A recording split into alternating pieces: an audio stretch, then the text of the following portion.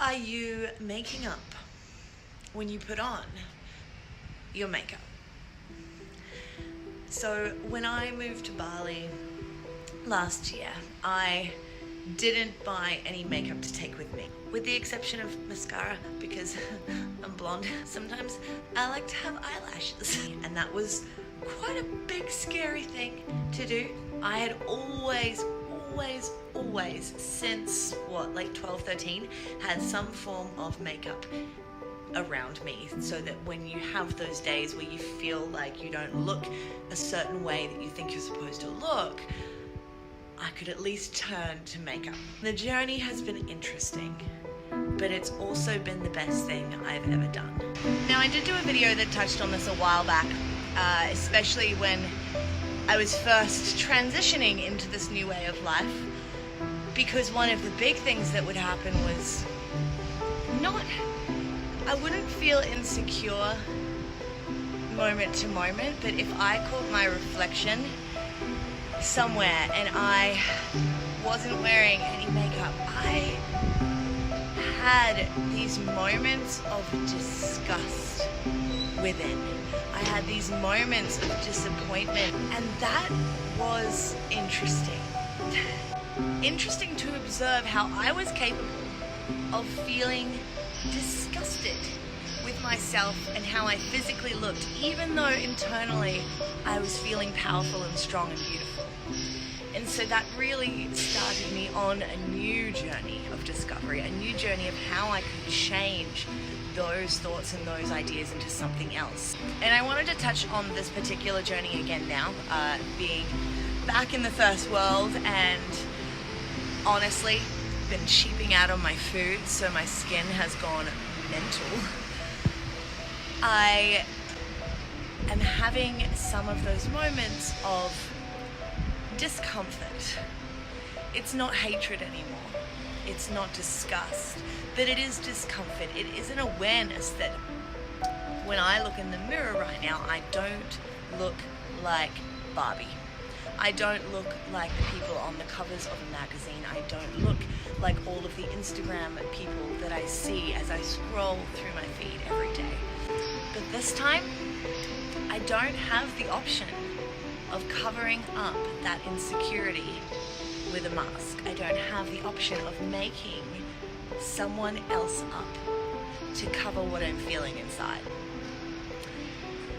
And it's been really fun.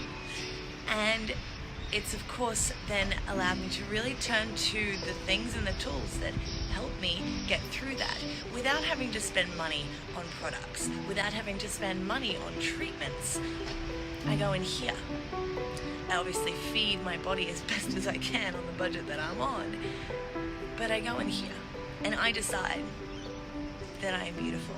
I tell myself that I am beautiful exactly the way I am, and that is something that I think a lot of us girls don't do. Because let's face it, girls, like, we're not enough as we are, right? I mean, we've been told this since we were born. Not maybe vocally, and not maybe by anyone that we love, but we're told it by every media outlet.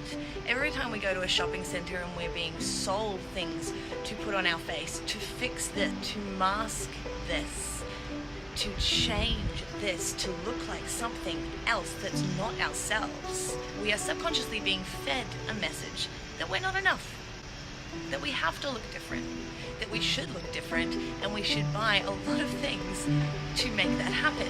I was just thinking I'd record the next bit of this in my room, but my room is a little bit messy. Housekeeping! It really is, like I've said, something that has been ingrained in us by so many things. By Barbie, by the magazines, by Instagram, by Facebook, by all of these programs and advertisements on TV that tell us we have to buy this makeup or this hair product or this device to make ourselves different, to look pretty. We have to drink tummy tea. We have to do this detox or this quick fix fad booty challenge or whatever it is to look different, to be enough. And is it just me, or is that like wrong? One thing that I have observed as I get older is we already have it. We already are so, so beautiful just as we are. It doesn't matter what we look like.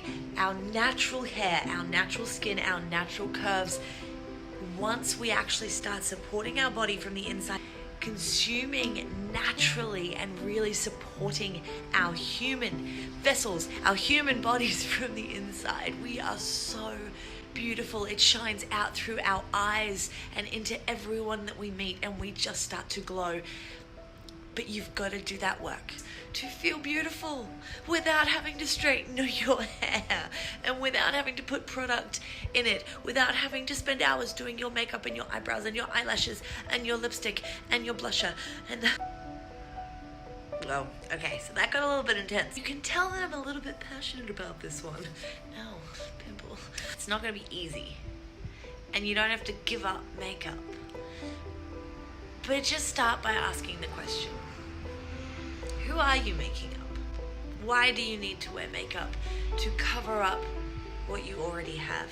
When you feel healthy, when you feel really good, when you feel supported, when you feel energized from the inside out, like from a real play, when you feel that supported, doesn't matter what you wear.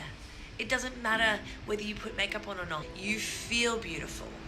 When you actually make that decision that you're going to just be kinder to yourself, that you're going to forget all of that bullshit that they feed to us constantly about not being enough, and step into your power. Stop comparing each other and stop being in competition with each other. And I did get a comment the other day from someone saying that she thought I was promoting faux women empowerment. And it sucks that there are so many of us out there with that perception. I was one of them, looking at all these girls supporting girls and thinking that's fake.